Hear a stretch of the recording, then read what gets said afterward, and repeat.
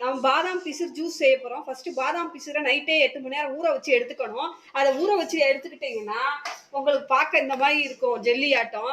அதுக்கப்புறம் ஜெல்லியையும் நம்ம வந்து மாதுளம்பழத்தையும் ஜூஸ் போட போகிறோம். மாதுளம்பழத்தையும் ஜெல்லியையும் மிக்ஸ் பண்ணி ஜூஸ் பண்ண போகிறோம். சூப்பராக இருக்கும் டேஸ்டியான ஜூஸு.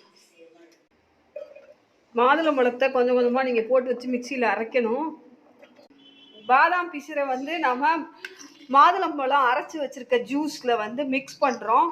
அதை போதும் ஒரு 2 ஸ்பூன் உங்களுக்கு வந்து மிக்ஸ் பண்ணால் போதும் உங்களுடைய 1 கப் டம்ளருக்கு.